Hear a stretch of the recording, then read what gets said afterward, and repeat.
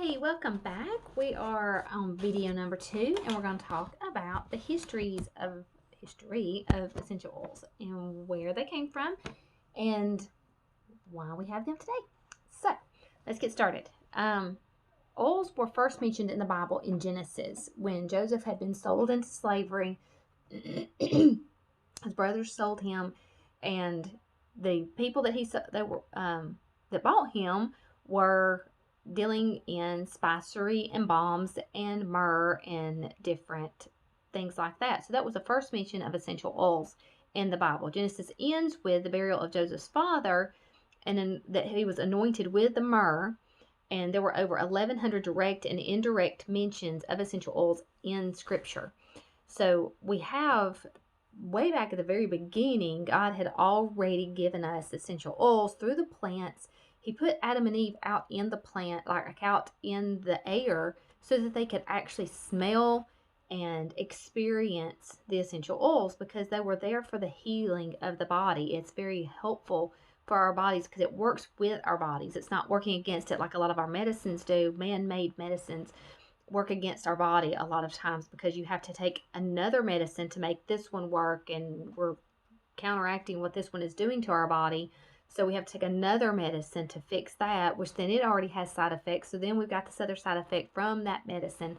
And it's just this circle, and it's around all the time. And our bodies are not meant to function that way. God made our bodies in such an intricate way to where it can all work together. And the essential oils work within our body, and it gets down into the cell through the blood-brain barrier and actually begins to flow through our body through every single cell, working with it just like it does to a plant. The oils are there to help the plant to function. If a plant breaks, the oil comes up into the plant and it's trying to heal that plant. It's trying to help it.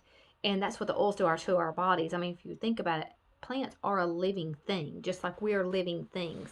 And so God knew, He put all of those things into place. He didn't leave us here stranded and go, oh, well, I don't know what to do. These people are going to fend for themselves. He did not do that. I mean, He thought of every single aspect of our lives every single day. Even when Jesus was buried, he was they used different oils when he was buried.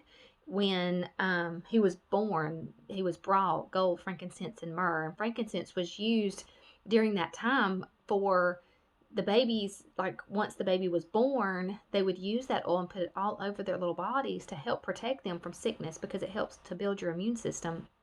Frankincense is an awesome, amazing oil that's good for everything.